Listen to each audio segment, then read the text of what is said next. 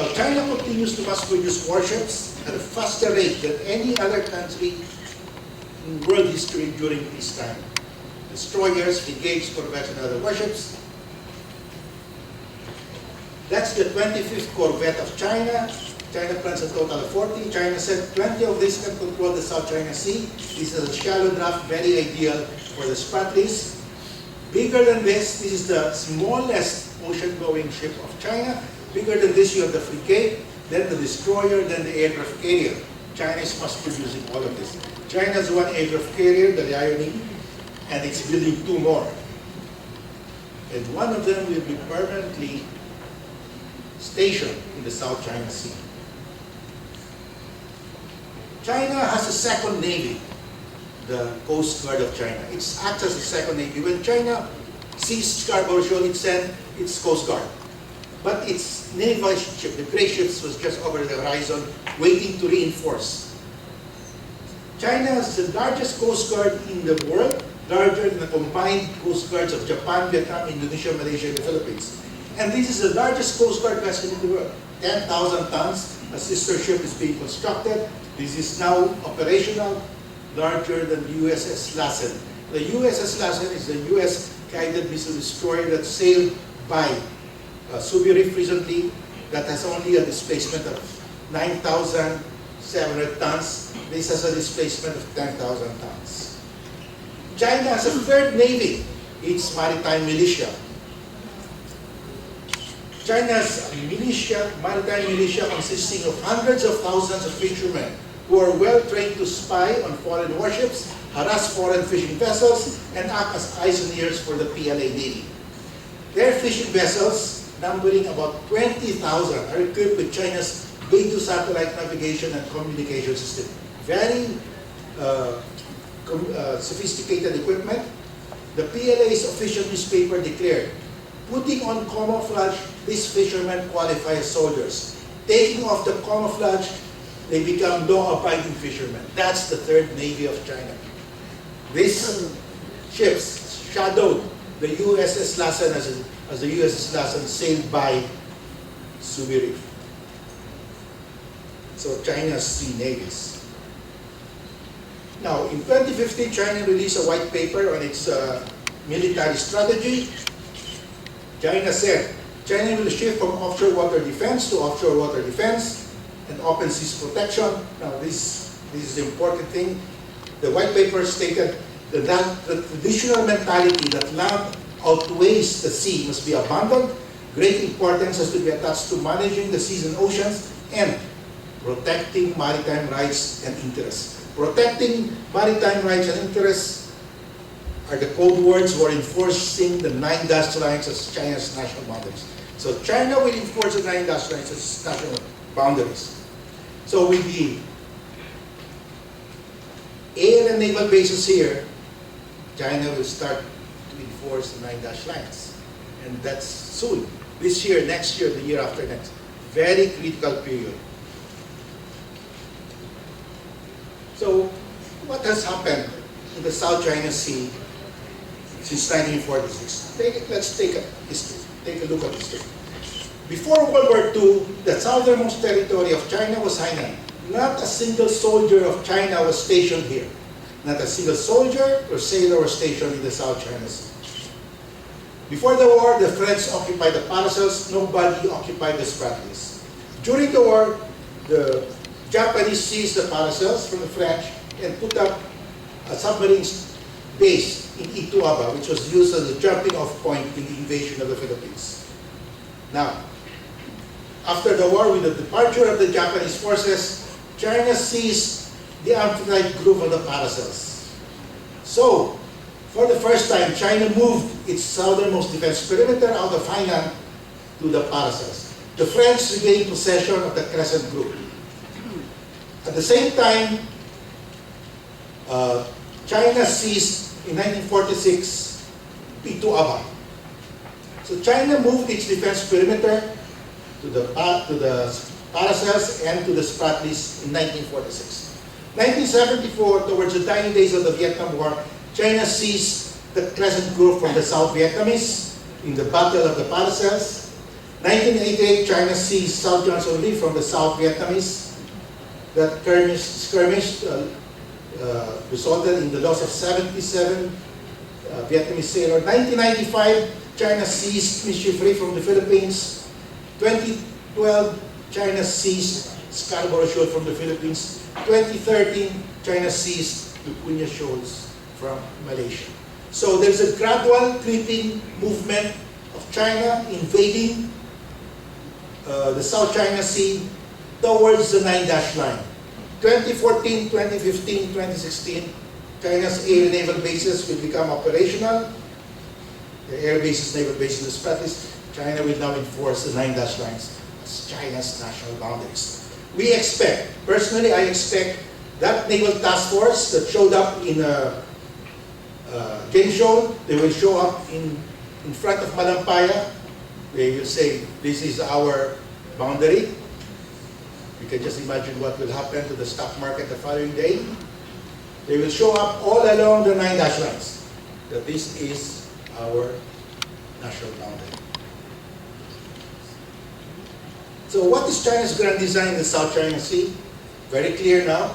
China's grand design is to control the South China Sea for economic and military purposes. China wants all the fisheries, oil, gas, and mineral resources within the 9-dash lines. Today, China is taking 50% of the annual fish catch in the South China Sea. In the 1990s, China was taking only 20%. Now it's taking 50% and it's growing because China's coastal waters are now polluted. 80% of its coastal waters are polluted. They have to fish further and further. China has the largest fishing fleet in the world, 200,000 seagoing, and out of that, 2,640 long distance. These ships go all the way to Africa to compete with European fishing vessels. China has the highest per capita fish consumption in the world at 35.1 kilogram to feed 1.4 billion people. The rest of Asia has only 21.6 kilogram per year. Now, China is the largest net importer of petroleum in the world. The South China Sea is rich in methane hydrates. This is said to be one of the fuels of the future. These are lumps of mineral where gas is trapped inside. You can now extract the gas through a process, but it's a very expensive process, but technology will reduce the cost. And according to China, the methane hydrates in the South China Sea will provide fuel to China for 300 years. All the fuel energy that they need will come from the methane hydrates, and they will have 3 centuries of that. China wants all of that for itself. China also wants the South China Sea as a sanctuary for its nuclear-armed submarine. Now, the island building the Spratlys is not a knee-jerk reaction of China to our arbitration. Jiang Zi, who heads the Asia-Pacific Security Program of the Chinese Academy of Social Sciences, stated, China has wanted to do this for a long time. Now it has the fishing boats, the money, and the people, so it is doing it. They have the capability, and we don't have the capability to stop them. What is the value of a reef? The atoll reef in the Spratlys are created by seamounts. The seamounts rise above the surface when the tectonic plates collide. And as the seamounts rise, tiny sea animals called corals grow around that seamount. And over the years, millions of years, the seamount sink back to the bottom of the sea, and you have the coral reef. What's the value? This is where the fish spawn. 20% of the fish we catch annually in the wild are spawned in the Spratlys. The eggs and larvae of the fish that are the spawn here are the eggs and larvae are carried by currents all the way to the coast of Vietnam, China, Palawan, Luzon, Malaysia, Brunei, Indonesia, and the Sulu Sea. So very important. The Spratlys are the nurseries of the fish in the South China Sea. They are needed so that we can fish in the South China Sea. That's the dredger of China, the most powerful dredger in the South China Sea. You see here the rotating steel cutter. This is called Tianjin Hub, Heavenly Whale. What does it do? This rotating cutter is dropped to the bottom of the sea, and it grinds the coral. There's a hole here that sucks the pulverized coral into the ship. The pulverized coral is pushed by pressure through these pipes and dumped here in the rim. So all the corals here are dead. The corals here are dead because they're covered with the pulverized coral. These are the floating pipes that were washed ashore in Zambales from the Spratlys, according to the Coast Guard. So that's how China destroyed 70 reefs. And of course, because of the turbid water created by the dredging, the other reefs are affected. The fish just would not go near all the other reefs. Those are the dredger of China working 24 hours a day in Mischief Reef, was February 28. Now, Dr. John McNamara, a renowned marine biologist, he taught here in UP Merida, Philippine. He studied the marine life in the Spratlys, and he said China's island building is the most rapid permanent loss of coral reef in human history. It's a terrible, terrible thing to do that. Now, these are the marine life in the coral reef, in the atoll reef. They're all dead now. So that's why it's gone. And these are the giant clams in the Spratlys and in the Scarborough Shoal. You know, Dr. Ed Gomez, our national scientist here, seeded the Spratlys and Scarborough Shoal with giant clams, and the Chinese harvested it. Now, China calls this the ivory of the sea. It's difficult now to buy ivory from the tusk of elephants. So this is now the substitute. A carving like this, intricate, could fetch as much as $106,000 US. A fortune. And China is just getting all of those and in the process destroying the reef. They get the turtles. These are the Chinese fishermen who were caught by our Coast Guard. And they make this, and you can buy this in the website. Alibaba Express does this. So they're all gone. Now, who can create artificial islands or structures on low tide elevations in the EEZ or extent version? Very important, who can create those islands in Mischief Reef? Only the coastal state, the Philippines. Because this is very important, I'll bring you to the specific provision in AUKUS. Article 60, artificial islands, installation structures in the exclusive economic zone. In the exclusive economic zone, the coastal state, that's Palawan, Luzon, shall have the exclusive right to construct and to authorize and regulate the construction, operation, and use of artificial islands, installation structures for any economic purpose. The coastal state shall have the exclusive jurisdiction over such artificial islands. In the Spratlys, in Scarborough Shoal, the Philippines is a coastal state. It's within our 200 nautical miles. Hainan is so far away, China is so far away, more than 350 nautical miles. They cannot claim beyond that under UNCLOS. How about in the extended continental shelf, the same? Artificial islands, installation structures on the continental shelf. Article 60, the one I read earlier, applies to artificial islands, installation structures on the continental shelf. Therefore, it's only the Philippines that can put up a structure in Subi Reef. Now, if you look at Mischief Reef, it's here in our EEZ. It's here, within our EEZ. If you look at Subi Reef, it's here, within our extended continental shelf. Only the Philippines can put up structures there, reclaim those areas. But China just ignored that. Now, do low tide elevations and artificial islands acquire a maritime zone if by island building they are now raised above water high tide? So, these islands built by China are now permanently above water high tide. Huge islands now. 274 hectares, 500 hectares, 594. Do they acquire maritime zones? No, because UNCLOS defines an island as naturally formed. In fact, there's a specific provision in UNCLOS. Artificial islands, installation structures, do not possess the status of islands. They are not islands. They have no territorial sea of their own, and if they have no territorial sea, they have no territorial airspace. So the Americans are correct. Subi Reef, it's a submerged area. Therefore, the Americans said, we will sail beside it, it has no territorial sea. We will fly over it, it has no territorial space. They're correct. Now, can a state claim historic rights in the EEZ of another state?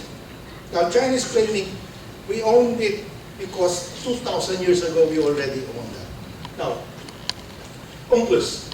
UNCLOS says the coastal state shall have sovereign rights to exploit its EEZ. Sovereign rights means supreme, superior to the rights of other coastal states. And UNCLOS states exclusive. That means it is exclusive to the coastal state to exploit the economic resources. It's clear. Only the coastal state. Now, the UNCLOS was negotiated from 1973 to 1982. China actively participated. China was then a developing country and China said to the other developing coastal countries, we will help you. We are all developing countries. We will demand 200 nautical mile EEZ. At that time, what was recognized was 12 nautical mile territories. There was no EEZ. Other countries claimed EEZs of their own, but not under international law. The US was the first, 200 nautical mile, followed by Chile and Peru. They claimed 500, other Arab states even more. It was a big mess. Unless the convention, the negotiators could come to an agreement, a compromise on what would be the extent of the EEZ, there will be no law of the sea. So everybody agreed on a compromise. 200 nautical mile EEZ. But you are entitled to 200 nautical, but you must waive all other historic claims to all other areas, because otherwise, if you still retain those claims, then there will be no peace and stability in the oceans and seas of our planet. That was the agreement. Everybody gets 200, but waive all other claims. We agreed, China agreed, the rest of the world agreed. Today, China is saying we are entitled to 200 nautical mile, but we have historic rights to the rest of the South China Sea. They cannot do that anymore. That's why they cannot win the arbitration. All those judges know this as a basic, fundamental rule in the law of the sea. Now, UNCLOS states the rights of a coastal state over the continental shelf do not depend on occupation, effective or notional, or any express proclamation. Palawan, we don't have to declare that we have a 200 nautical mile. The continental shelf covers the EEZ and extended continental shelf. We don't have to do anything. We don't have to occupy it. We don't have to make a proclamation. It's ours. The ICJ has explained the rights of a coastal state exist ipso facto and ab initio by virtue of its sovereignty over land. Because we have sovereignty over Palawan, ipso facto, by itself, by the fact of sovereignty, we have a continental shelf up to 350 nautical miles. Ab initio, from the beginning. And there's an express provision again in Article 77 of UNCLOS. If the coastal state does not explore the continental shelf or exploit its natural resources, no one may undertake such activities without the express consent of the coastal state. If we don't do anything with our continental shelf, nobody can touch it without our consent. It is ours. That's international law, that's UNCLOS. China ratified UNCLOS. China is bound by that, but China just ignored it. China cherry picks what it wants to comply with, what it wants to reject. So there is no doubt we have our extended continental shelf up to 350 nautical miles.